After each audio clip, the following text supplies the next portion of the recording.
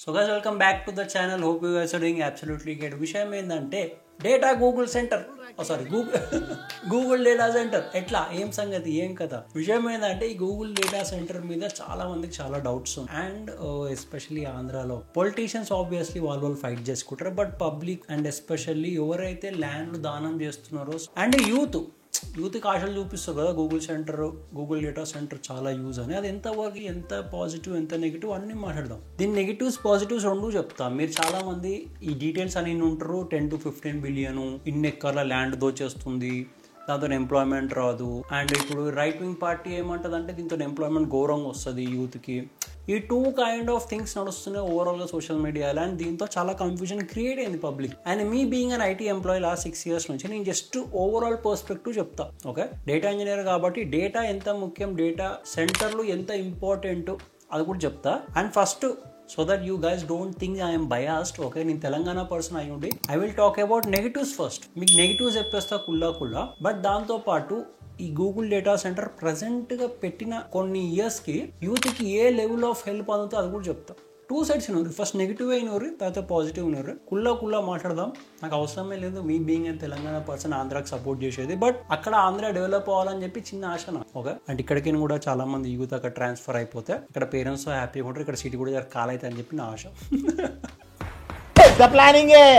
పెద్ద planning but overall గా మాట్లాడదాం okay let's start the video so విషయం ఏంటంటే ఈ గూగుల్ డేటా సెంటర్ ఎంత ఇంపార్టెంట్ ఇప్పుడు ఏమంటారు కొన్ని ఎకర్స్ ఆఫ్ ల్యాండ్ తీసేసి 10 to 15 billion dollars of investment and south ఏషియాలోనే లార్జెస్ట్ అది కూడా మన ఏపీ ఆంధ్రప్రదేశ్ వైజాగ్ లో ఇదేం తక్కువ ఇన్వెస్ట్మెంట్ కాదు మీకు ఆ స్కేల్ అర్థం కావాలి ఎందుకంటే మొత్తం సౌత్ ఏషియాలో లార్జెస్ట్ అంటే అర్థం చేసుకో అండ్ ఐ థింక్ ఈ Google centre out of US ఇంత పెద్ద Google centre this is the second time ఇప్పుడు ఫ్యూ పాయింట్స్ నోట్ డౌన్ చేసుకున్న నెగిటివ్స్ గురించి ఓకే ఫస్ట్ పాయింట్ ఏంటంటే ఈ గూగుల్ డేటా సెంటర్ ప్రెసెంట్ గా యూత్ కి ఏం ఎంప్లాయ్మెంట్ ఇస్తుంది ఐ మీన్ డేటా సెంటరే కదా స్టోరేజ్ గోదాను అని చెప్పేసి చాలా మంది తీసి పాడేస్తారు లెఫ్టిస్ట్ పీపుల్ వాళ్ళు ప్రెసెంట్ గా చెదారం అంటారు కానీ అది ఎంత ఇంపార్టెంట్ మీకు ఫర్దర్ వీడియోలో చెప్తా after we complete this negatives but negatives ఏ మాట్లాడతా ప్రెసెంట్ గా సెకండ్ పాయింట్ ఏంటంటే ల్యాండ్ అక్విజిషన్ ఇప్పుడు బ్రో గూగుల్ డేటా సెంటర్ ఎంత పెద్ద ల్యాండ్ తీసుకుంటుంది నీకు తెలుసా బ్రో గవర్నమెంట్ దానికి ఎన్ని బెనిఫిట్స్ ఇస్తుంది ఎన్ని స్కీమ్లు ఇస్తుంది నీకు తెలుసా బ్రో మీరు అనొచ్చు విషయం ఏంటంటే ఈ ఏపీ గవర్నమెంట్ ఒక్కటే అట్లా చేస్తలేదు మీరు ప్రీవియస్ ఏ గవర్నమెంట్ అయినా సరే కర్ణాటకలో ఇప్పుడు బెంగళూరు పెద్ద ఐటీ హబ్ కదా బెంగళూరులో కర్ణాటక గవర్నమెంట్ ఇలాంటి పనులు ఏం చేయలేదా పాస్ట్ లో క్వశ్చన్ చేయను అంటే గవర్నమెంట్ ఎప్పుడు కానీ ఏ స్టేట్ గవర్నమెంట్ అయినా whether it's Gujarat or else Karnataka IT hub అయినా సరే ఢిల్లీ నోయిడా అయినా సరే ఏదైనా సరే ఓకే వాళ్ళు పలానా కంపెనీస్ ని అలా స్టేట్ లోకి పిలిపించి ఎస్టాబ్లిష్ చేయించి అక్కడ యూత్ కి జాబ్స్ ప్రొవైడ్ చేయించడానికి ఇలాంటి కొన్ని సాక్రిఫైసెస్ చేస్తారు ప్రతి ఒక్క స్టేట్ చేసిందే ఇప్పుడు చంద్రబాబు నాయుడు సిబిఐ కొత్తగా చేస్తలే ఏ స్టేట్స్ అయితే పాస్ట్ లో కొన్ని మెథడ్స్ ఫాలో అయ్యి డెవలప్ అయినాయో పెద్ద పెద్ద ఐటీ హబ్ లెక్క మార్చినాయి వాళ్ళ స్టేట్లని ఆ మెథడ్స్ ఆ ప్రొసీజర్లు కాపీ పేస్ట్ కొడుతుంది అంతే వెదర్ ఇట్స్ టీసీఎస్ అయినా కానీ ఆర్ఎల్స్ ఇప్పుడు గూగుల్ డేటా సెంటరే కానీ ఇవన్నీ పాస్ట్ లో అయినాయి పాస్ట్ లో వేరే స్టేట్స్ లలో సక్సెస్ఫుల్ గా రన్ అయిన మెథడ్స్ అయినా కాపీ పేస్ట్ చేస్తుంది సిబిఐ సింపుల్ గా సో దట్ ఆంధ్రప్రదేశ్ కూడా అదే రేంజ్ లో డెవలప్ కావడానికి ఇప్పుడు థర్డ్ నెగిటివ్ ఏంటంటే హై పవర్ కన్సంప్షన్ వైజాగ్ లో హై పవర్ కన్సంప్షన్ బ్రో ఇంత పవర్ కన్సంప్షన్ అయినప్పుడు ఎట్లా మేనేజ్ చేస్తారు సిటీకి కూడా అవసరం కదా నార్మల్ పీపుల్ కూడా చాలా మంది ఉంటారు కదా పాపులేషన్ వాళ్ళకి ఎట్లా అవసరము వాళ్ళకి వాళ్ళ అవసరం ఎట్లా తీడితే అని చెప్పి ఒక క్వశ్చన్ అడిగిర్రు నార్మల్ పీపుల్ అది వ్యాలిడ్ క్వశ్చన్ ఇప్పుడు దానికి ఆన్సర్ ఏంటంటే గూగుల్ ఏమన్నదంటే మాకు డేటా సెంటర్ నడపడానికి లిటరల్లీ మాకు డేటా సెంటర్ నడపడానికి ఏదైతే పవర్ అవసరం పడుతుందో అదే మేము రెన్యూవబుల్ ఎనర్జీ సోర్సెస్ నుంచి తీసుకుంటాం రెన్యూవబుల్ ఎనర్జీ సోర్సెస్ అంటే wind energy hydro energy solar energy వీటి నుంచి డెవలప్ చేసుకుంటాం మేము పవర్ కోసం స్టేట్ మీద డిపెండెన్సీ తగ్గించేస్తాము పెట్టుకుంటాం మోస్ట్లీ అన్నది అక్కడ మీకు పవర్ ప్రాబ్లమే లేదు గూగుల్ ఏదైనా ప్లానింగ్ చేస్తే చాలా పర్ఫెక్ట్ గా పద్ధతిగా చేస్తారు అదే రెన్యూవబుల్ ఎనర్జీ సోర్సెస్ కన్సిడర్ చేసుకుంటా అన్నది కాబట్టి పవర్ కాడ మనకేం ప్రాబ్లం లేదు ఓకే థర్డ్ థింగ్ ఇంత పెద్ద డేటా సెంటర్లు పెట్టినప్పుడు ఇదేం తక్కువ డేటా సెంటర్ కాదు చాలా పెద్ద డేటా సెంటర్ ఈ డేటా సెంటర్ కి మెయిన్లీ కూలింగ్ అంటే ఇప్పుడు ఇంత పెద్ద డేటా సెంటర్ నడిపినప్పుడు ఘోరంగా హీట్ అవుతుంది అయితే ఈ గూగుల్ సెంటర్ ఈ క్వశ్చన్ కూడా అడిగారు అరే మళ్ళీ కూలింగ్ ఎట్లా చేసుకుంటూ ఇంత పెద్ద డేటా సెంటర్ ని మళ్ళీ మాకు వాటర్ స్కేర్సిటీ ప్రాబ్లం వస్తుంది కదా వైజాగ్ లో అన్నట్టు ఈ క్వశ్చన్ కూడా అడిగారు ఇది చాలా వ్యాలిడ్ క్వశ్చన్. అయితే ఈ క్వశ్చన్ కి ఆన్సర్ ఏం చెప్పిందంటే గూగుల్, మా దగ్గర డిఫరెంట్ వేస్ ఉన్నాయి డేటా సెంటర్ ని కూల్ డౌన్ చేయడానికి. We don't have any problem. ఈ టైప్స్ ఆఫ్ కూలింగ్ మెథడ్లు వాడతాము. దీంట్లో వాటర్ కన్సంప్షన్ తక్కువ ఉంటుంది అండ్ వాటర్ స్కేర్సిటీ రాకుండా ప్లానింగ్ చేసుకుంటాం. దాని ప్లాన్స్ ఉన్న ఇలాంటి డేటా సెంటర్లు పెట్టినప్పుడు పబ్లిక్ కి ఎటువంటి ప్రాబ్లం కాకుండా they have already implemented multiple steps, multiple things implement చేసి వేరే స్టేట్స్ లలో, వేరే కంట్రీస్ లలో. సో అవే థింగ్స్ వైజాగ్ కూడా ఇంప్లిమెంట్ చేసుకొని they will take care in case future లో Google center, data center develop అవుతూ వెళ్తే. ఇప్పుడు మనకి ఏమేం ప్రాబ్లం పోయింది? ల్యాండ్ ది. నేను చెప్పిన ల్యాండ్ ది ఇప్పుడు సాక్రిఫైస్ చేస్తున్నారు ప్రెసెంట్ గా కొంతగానే. అది ఎట్లా యూజ్ అవుతుంది నీకు చెప్తా. నెక్స్ట్ ఏంది? High power consumption, renewable energy sources. Third ఏంది?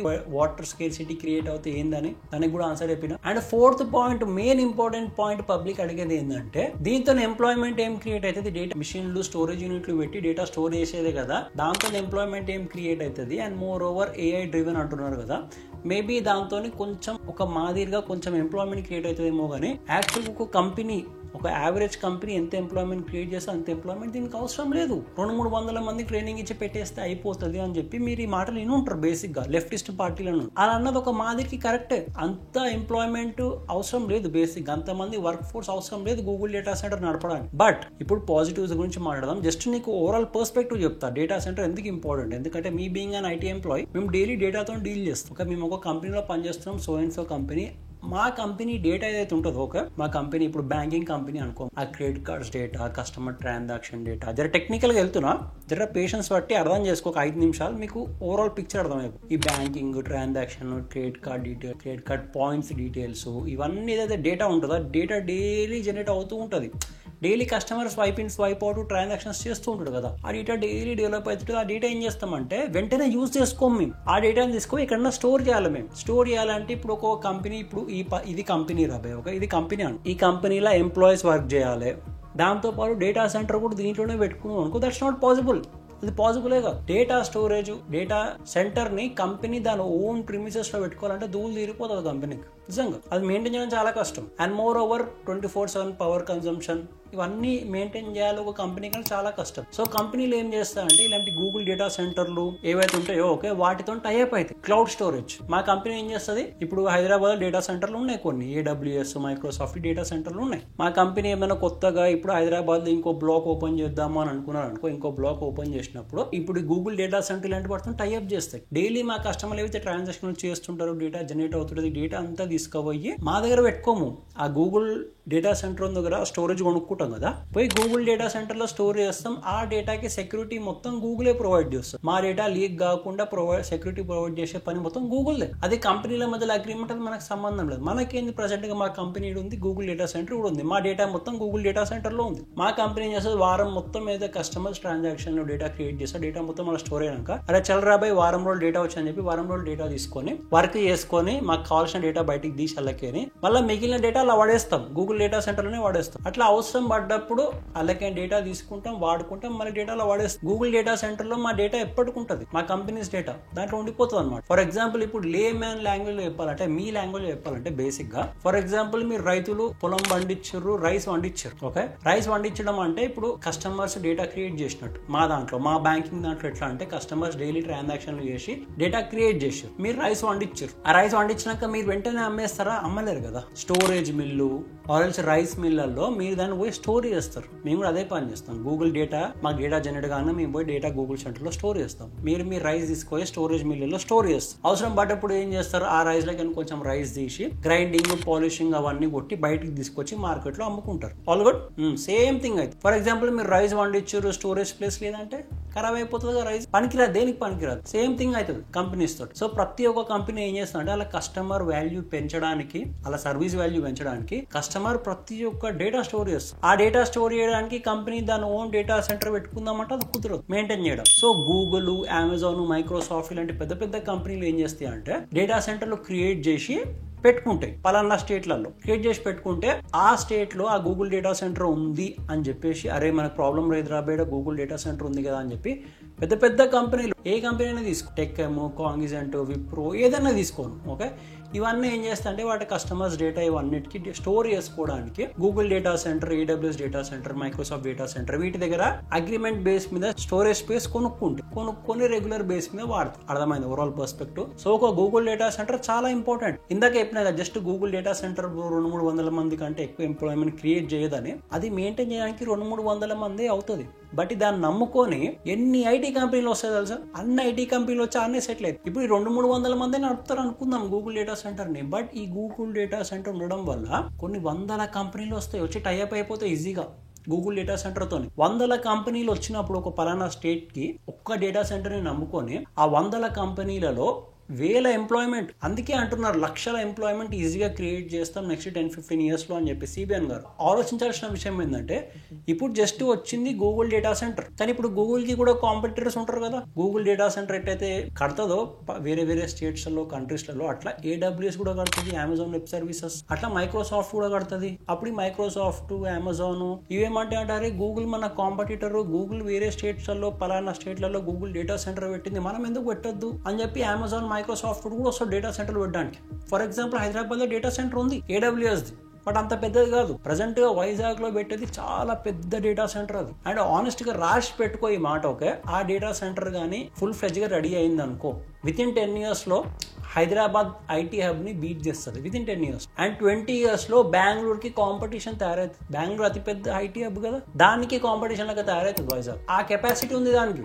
ఆ కెపాసిటీని బూస్ట్ చేయడానికి ప్రజెంట్ గా సిబిఎన్ గవర్నమెంట్ కొన్ని స్కీములు, బెనిఫిట్లు అవన్నీ వస్తుంది. లాంగ్ టర్మ్ ప్లాన్ ఇది. అంటే వీళ్ళు జస్ట్ 5-10 years కోసం ప్లాన్ చేస్తలేరు, నెక్స్ట్ 20-30 years కోసం ప్లానింగ్ ఇది. అంత ఇంపార్టెంట్ డేటా సెంటర్. ఇప్పుడు అర్థమైందిగా డేటా సెంటర్ ఎంత ఇంపార్టెంటో. So hope you guys like this video. మీకు కొంచెం క్లారిటీ వచ్చింది అనుకుంటున్నా Google data center. As I said again, చాలా important data Google data center, okay. So దీని గురించి ఎటువంటి నెగటివ్ పెట్టుకోకండి. ఈవెన్ ఇఫ్ యూ వాంట్ మీరు పెట్టుకోండి, ఏదో ఒకటి ఆర్గ్యుమెంట్ చేసుకోండి, కమెంట్ బాక్స్ ఓపెన్ ఉన్నాక. బట్ నా అభిప్రాయంలో ప్రజెంట్ గా చేసే కొంచెం sacrifice will help a lot అంటున్నాను. యూత్ మొత్తం సెటిల్ అయిపోతుంది. 10 years లో హైదరాబాద్ ని కంపీట్ చేస్తుంది, 20 years లో బెంగళూరుతో కంపీట్ చేద్దాం. అంత బెనిఫిషియల్ గూగుల్ డేటా. సో ఆలోచించుకోండి. So hope you guys like this video. Please make sure to like, share, subscribe and thanks for watching.